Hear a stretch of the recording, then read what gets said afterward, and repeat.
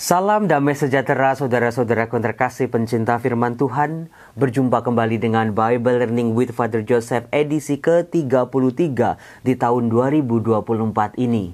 Saudaraku, apa kabar Anda hari ini? Saya berharap di Jumat pertama ini kita betul-betul bisa membuka hati kita pada akhirnya. Dengan segala proses perjuangan jatuh bangunnya, pada akhirnya ketika kita berbenturan dengan salib Tuhan, pandang salibnya, maknai karya penebusannya, kita betul-betul bisa menerima curahan-curahan rahmat, urapan-urapan kasih Tuhan yang menyembuhkan, yang memulihkan, yang kembali memberikan semangat buat hidup kita. Karena apa? Setiap Jumat pertama kita diajak untuk merenungkan kasih. Kasih yang tidak ada di mana-mana. Kasih hanya ditemukan dalam Kristus. Allah begitu mengasihi kita secara luar biasa. Allah memberikan yang terbaik buat hidup kita. Jangan tutup hatimu. Jangan tutup pikiranmu. Jangan tutup kesempatan-kesempatan rahmat ini. Buka hati Tuhan. Izinkan aku untuk mempersembahkan hidupku hari ini untuk kemuliaan nama-Mu. Biarkan rahmat-Mu bekerja dalam hidupku. Saudara-saudaraku, kemarin ketika saya di perpustakaan sedang research, saya menemukan sebuah buku bagus, luar biasa. Bukunya judulnya Flawed Families of the Bible. Artinya, keluarga-keluarga yang tidak sempurna, keluarga-keluarga yang berantakan di dalam kitab suci. Waduh Romo, ada toh banyak saudara-saudara keluarga-keluarga berantakan dalam kitab suci. Tapi yang menarik perhatian saya adalah subjudulnya, judul di bawahnya. Dikatakan How God's Grace Works Through Imperfect Relationship. Bagaimana rahmat Tuhan bekerja melalui hubungan-hubungan yang tidak sempurna. Saudara-saudaraku yang terkasih, saya mengajak Anda untuk ingat-ingat lagi ketika Anda menikah. Waktu itu kan Anda didandanin, wah cantik seperti ratu. Yang laki-laki ganteng seperti pangeran. Dengan baju nikah, dengan jas hitam, dengan untayan-untayan manik-manik, dengan segala macam perhiasan. Hari itu pasti Anda merasakan hari yang istimewa. Karena apa? Jadi raja dan ratu satu hari. Orang datang, mungkin capek juga ya kalau nikah ya. Berdiri berjam-jam nyalamin orang, belum tentu kenal, belum tentu juga Anda akrab-akrab banget kok ya datang. Tapi saat itu betul-betul hari yang luar biasa. Hari di mana perjalanan Anda sebagai keluarga baru saja dimulai.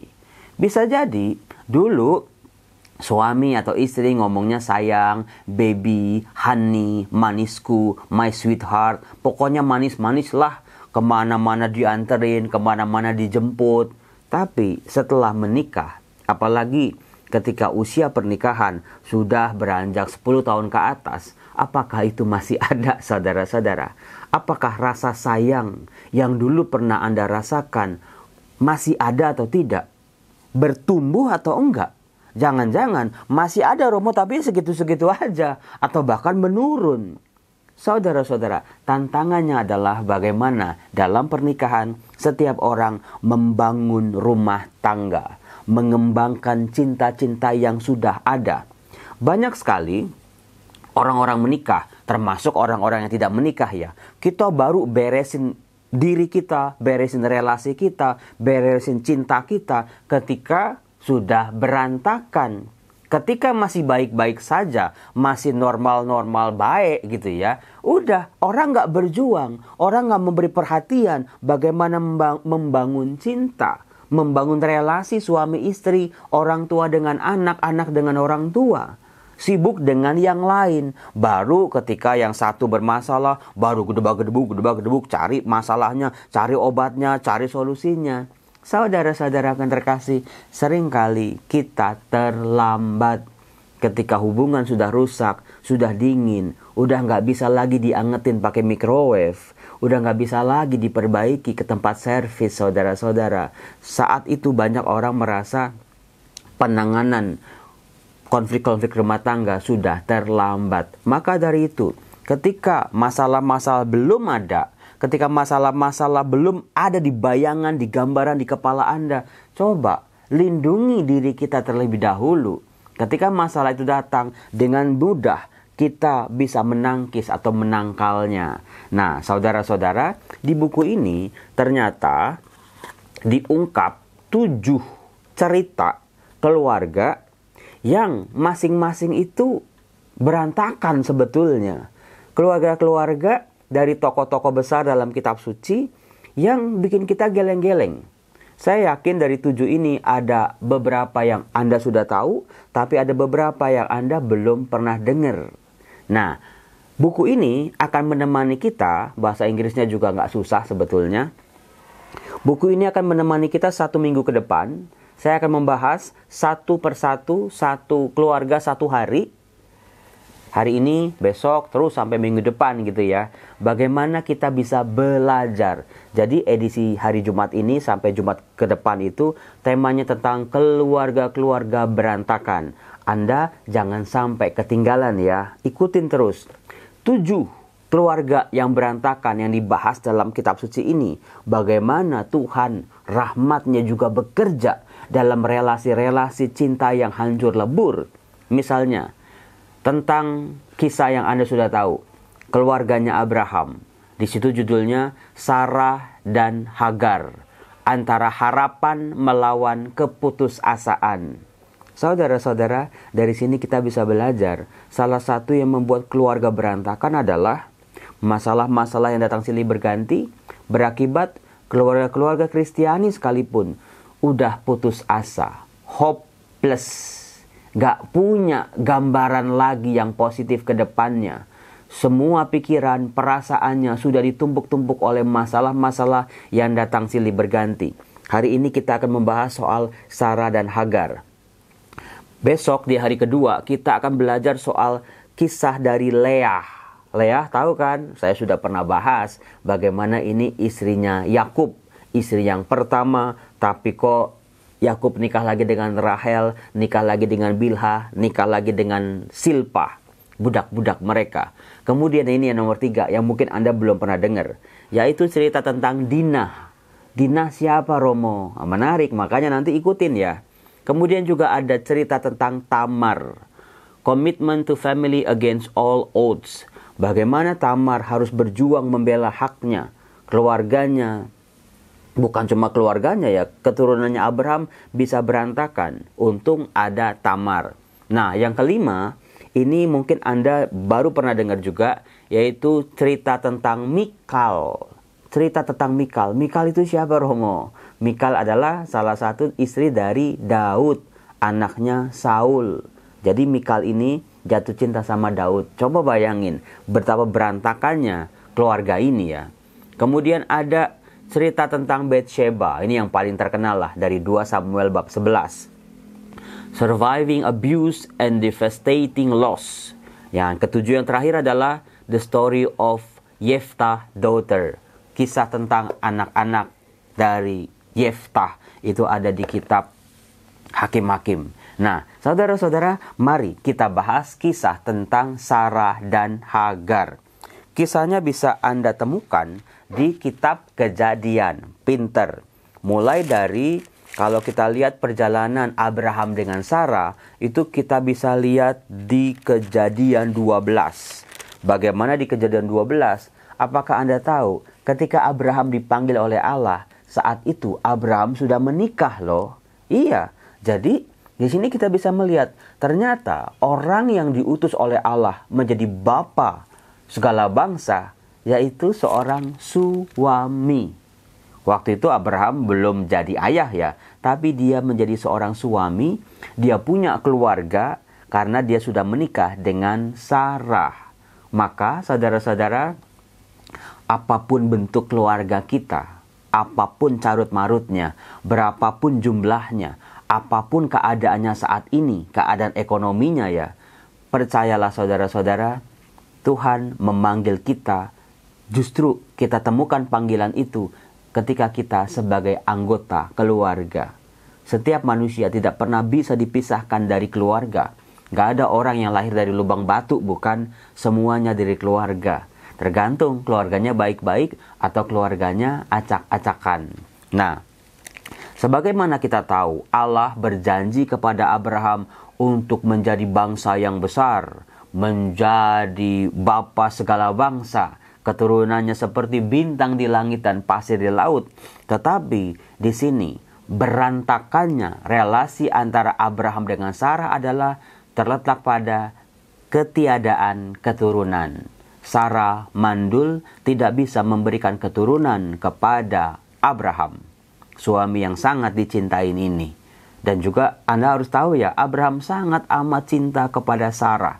Betul-betul, bukan cuma gara-gara Sarahnya cantik ya, tapi betul-betul Abraham itu meskipun nanti dia menikah dengan Hagar, dia menikah lagi dengan Ketura, Sarah tidak pernah tergantikan di mata Abraham. Nah, kemudian saudara-saudara, ada pasti Anda bertanya, Romo, kenapa dalam perjanjian lama seringkali digambarkan tokoh-tokoh besar itu justru berpoligami? Betul? Betul banget Romo. Saya bahas kalian. Apakah poligami itu diperbolehkan seperti saudara-saudara kita di agama lain? Saudara-saudara, paham tentang hubungan suami istri dari poligami ke monogami adalah paham yang berkembang. Seperti Allah menunjukkan siapa dirinya, misterinya kepada manusia. Jadi paham yang berkembang betul-betul. Seperti orang-orang Israel memahami dari Allah yang dalam jumlah banyak ke Allah yang cuma satu, Allah yang esa. Demikian juga dengan perkembangan pemahaman manusia. Sebelum bangsa Israel mengenal Allah yang satu, mereka masih mengira Allah, lalu juga ada bangsa-bangsa lain yang punya Allah. Makanya ada kisah-kisah penyembahan berhala. Orang-orang Israel berpaling menyembah berhala-berhala bangsa lain. Mereka jatuh pada politeisme. Nah, hal itu terungkap luar biasa bagaimana dalam poligami. Mereka menikah dengan istri-istri yang lebih dari satu. Nah, dalam perjalanan, akhirnya orang Israel memahami hanya ada satu Allah. Yang lain sebetulnya tidak ada. Nah, hal itu terungkap dalam ungkapan manusia ketika mencintai sesamanya, terutama pasangannya dalam institusi perkawinan.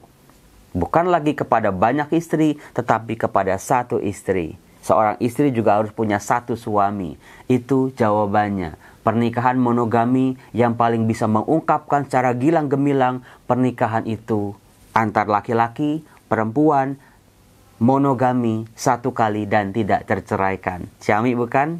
Nah, pada masa Abraham, pengenalan orang Israel terhadap Allah itu belum seperti yang di zaman perjanjian baru, saudara-saudara. Di awal itu ketika hambatan datang, Sarahnya mandul, istrinya mandul, tidak punya anak. Padahal janji Allah mau jadi bangsa yang besar. Waktu itu Abraham juga sempat protes kepada Allah bahwa semua warisannya ini, semua yang dia miliki ini akan diberikan kepada Eliezer, hambanya ini. Tapi Tuhan bilang bukan kepada Eliezer, tapi kepada anak darah dagingmu sendiri. Kemudian saudara-saudara, waktu terus berlalu. Sampai mereka sudah menjadi tua, Sarah sudah mati haid. Pada akhirnya Sarah mengajukan usul, yaitu mengambil Hagar, budaknya Sarah, untuk dinikahi dengan suaminya. Ini konsep ini sudah ada 5.000 tahun yang lalu. Bagaimana seorang istri, dia bisa mengambil budaknya, dinikahin kepada suaminya. Nanti anak keturunannya akan menjadi anak dari tuannya ini, anak dari Sarah ini.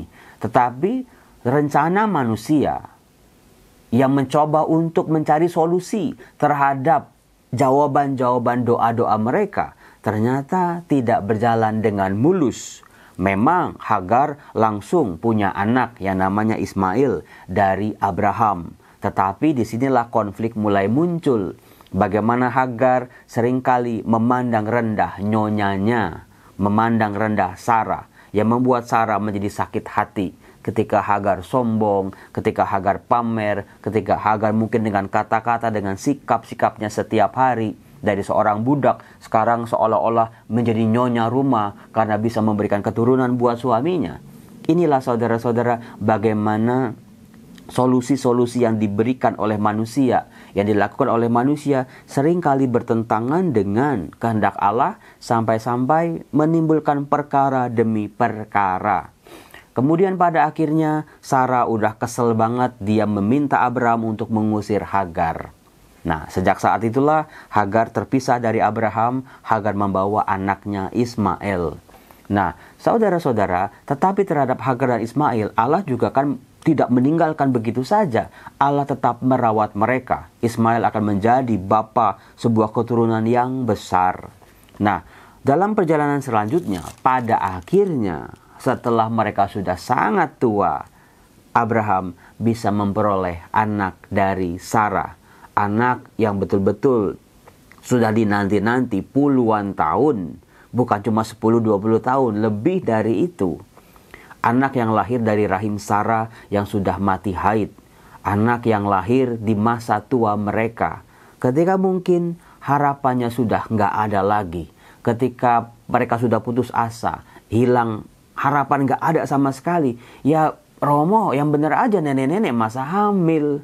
Terjadi sungguh-sungguh kalau itu menurut rancangan Allah. Lahirlah Ishak.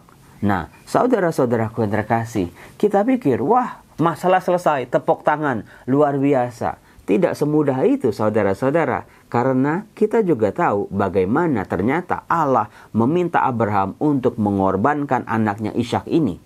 Bukan untuk masuk seminari, bukan untuk dipanggil jadi pewarta, tetapi menjadi kurban bakaran. Saya pernah bertanya waktu itu, apakah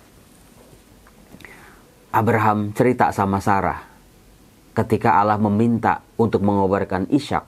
Sulit, saya yakin, buat Abraham ya. Gambaran dari suami yang betul-betul banyak pikiran itu.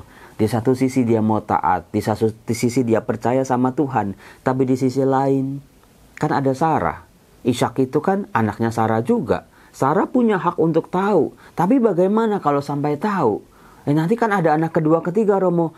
Apa daya setelah memang Ishak lahir dari rahimnya Sarah, apakah Sarah bisa hamil lagi? Saudara-saudara, itu pasti yang menjadi buah pikir dari Abraham pada saat itu. Sebuah keadaan tidak mudah. Apakah mereka waktu itu diam-diaman? Apakah waktu itu mereka, saling curiga. Ngapain ini si Abraham nih kok bawa Ishak? Kok aku nggak diajak misalnya? Ngapain ini dibawa cuma 2 bujangnya? Apalagi ketika bujangnya ditinggal. Mungkin bujangnya juga pulang. Kok tuanmu nggak ikut? Gitu misalnya. Saudara-saudara, kita bisa melihat pola relasi antara Abraham, Sarah, Ishak, Hagar, Ismail. Bukanlah hubungan yang sempurna. Banyak kekurangannya. Banyak sisi-sisi manusianya. Banyak egonya juga. Banyak mau menang sendirinya juga. Mau cari jalan keluar yang terbaik juga menurut pikirannya. Meskipun ada cinta, meskipun ada kesetiaan, tetapi rupanya cinta yang besar juga pada akhirnya menyakiti. Ketika Abraham diminta oleh Sarah untuk menikahi Hagar, mungkin karena cintanya ya, akhirnya dia mau. Tetapi ternyata cinta aja nggak cukup. Ternyata cintanya Abraham ke Sarah juga malah menimbulkan sakit hati dalam pihak Sarah. Dan pada akhirnya juga dalam pihak Hagar. Saudara-saudara, berantakan ini. Jadi kalau kita, masing-masing keluarga kita, sebagai catatan saudara-saudara, tidak ada keluarga yang sempurna. Setiap keluarga pasti punya PR. Setiap keluarga pasti punya salibnya masing-masing. Ada Romo, itu di sinetron, di drama Korea, ada tuh keluarga kayaknya harmonis banget. Keluarga kayaknya perfect banget Romo. Dari sejak menikah, di medsos-medsos, mereka jalan-jalan ke Swiss, jalan-jalan ke Itali, jalan-jalan ke tempat ziarah. Kayaknya perfect Romo. Ada pembantu-pembantu, karyawan-karyawan mereka, masing-masing anak disekolahin ke sekolah internasional, suaminya tajir melintir. Saudara-saudaraku yang terkasih, jangan menilai sebuah keluarga hanya di media sosial, dari foto-foto yang mereka tampilkan. Karena sebelum mereka menampilkan foto itu di medsos, mereka tuh memilih foto mana nih yang paling bagus. Entah angle-nya, entah kemesraannya, entah kedekatannya yang bisa ditunjukkan kepada yang lain. Hati-hati, di balik layar itu, setelah 1 menit, 1 detik jepretan itu, apa yang terjadi? Kita nggak pernah tahu. Di balik kekayaan sebuah keluarga, berapa utangnya kita juga nggak pernah tahu. Yang kita tahu adalah, wah enak, keluarga lu mah enak.